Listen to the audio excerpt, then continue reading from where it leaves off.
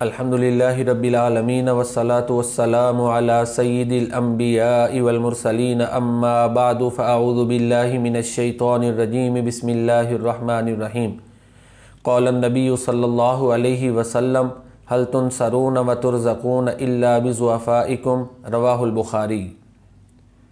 ہم عام طور پر یہ سوچتے ہیں کہ کامیابی اور فتح اور کامرانی کے لیے مادی وسائل ہی کافی ہیں اور ہمارا زیادہ تر انحصار انہی پر ہوتا ہے۔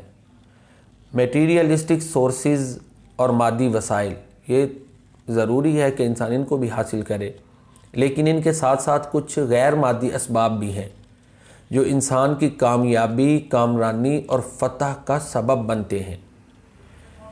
پیارے رسول کریم صلی اللہ علیہ وآلہ وسلم کا فرمان ہے کہ تمہاری مدد اس لیے کی جاتی ہے کہ یہ تم میں ضعفاء ہیں، تمہیں رزق تمہارے ضعفاء اور کمزور لوگوں کی وجہ سے دیا جاتا ہے۔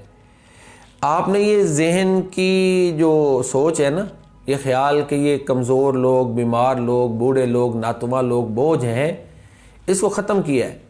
فرمایا ان لوگوں کی وجہ سے تمہیں اللہ تعالیٰ مدد فراہم کرتا ہے اور رزق فراہم کرتا ہے، تو لہٰذا یہ غیر مادی سبب کامیابی کے لیے کارگر ہے۔ پیارے رسول کریم صلی اللہ علیہ وآلہ وسلم کا فرمان ہے ابغونی فی ضعفائکم فإنکم انما تنصرون بضعفائکم۔ مسند الشامیین طبرانی کی میں یہ 590 نمبر روایت ہے۔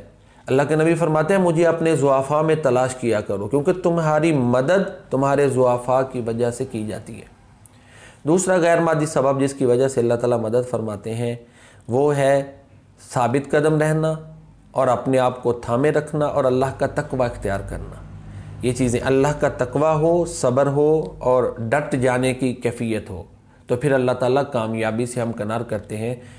سورہ آل عمران کی آیت نمبر 200 ہے۔ اللہ تعالیٰ فرماتے ہیں یا ایھا الذین آمنوا اصبروا وصابروا ورابطوا واتقوا اللہ لعلکم تفلحون۔ اے ایمان والو ثابت قدم رہو، ایک دوسرے کو تھامے رکھو اور جہاد کے لیے تیار رہو اور اللہ سے ڈرتے رہو تاکہ تم کامیاب ہو جاؤ۔ اب اس آیت مبارکہ میں صبر کرنا، ثابت قدم رہنا، جہاد کی تیاری کرنا اور اللہ تعالیٰ سے ڈرتے رہنا، یہ خوبیاں جو انسان پیدا کرے گا وہ کامیاب ہے۔ اسی طرح ایک اور قرآن کریم کی آیت میں اللہ تعالیٰ فرماتے ہیں ان اللہ مع الذین اتقوا والذین هم محسنون۔ سورۃ النحل آیت نمبر 128۔ بے شک اللہ تعالیٰ تقوی اختیار کرنے والوں کے ساتھ ہے، اور وہ لوگ جو احسان کرتے ہیں، دوسروں کے ساتھ بھلائی کرتے ہیں، نیکی کرتے ہیں، عبادت کو بحسن و خوبی سر انجام دیتے ہیں، ان کو بھی اللہ تعالیٰ کی مدد حاصل ہوتی ہے۔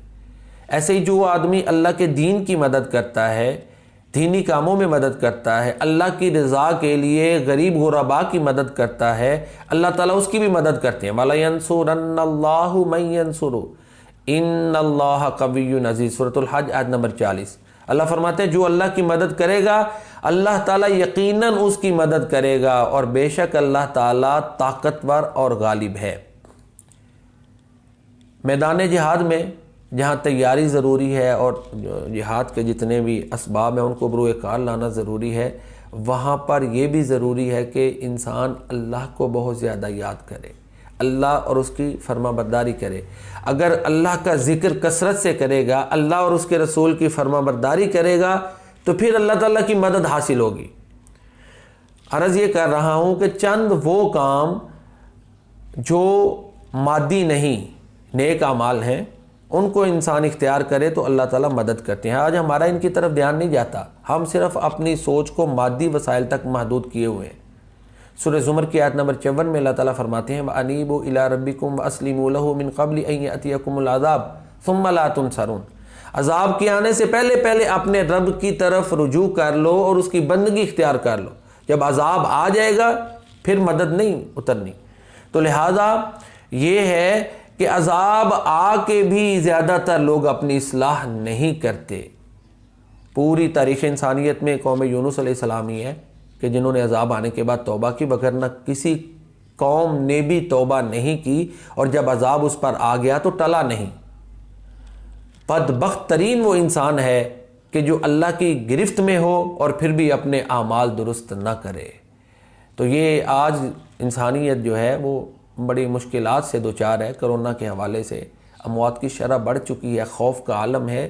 تو ان حالات میں اللہ کا ڈر دلوں میں پیدا کرنا چاہیے، لوگوں کے ساتھ اچھائی کرنی چاہیے، غریب غرباء کا دھیان رکھنا چاہیے، اور اسی طرح اللہ کی رضا کے لیے غریب غرباء کی مدد کرنی چاہیے۔ جب یہ خوبیاں اور اوصاف ہم اپنے اندر پیدا کریں گے، مادی تراکیب بھی ہاں جو ہے وہ اسباب، علاج کے اسباب وہ بھی تلاش کرنے چاہیے، اور ان جتنے بھی مادی وسائل ان کو بروئے کار لانا چاہیے، لیکن ان کے ساتھ ساتھ نیک اعمال اور یہ جو چیزیں قرآن و سنت میں بیان ہوئی ان کو بھی اپنے اندر پیدا کرنا چاہیے۔ جب ایسا ہوگا تو پھر اللہ تعالیٰ مدد فرماتے ہیں۔ اللہ رب العزت کی بارگاہ میں دعا ہے کہ اللہ تعالیٰ ہمیں اپنی سوچ میں توازن پیدا کرنے کی توفیق عطا فرمائے۔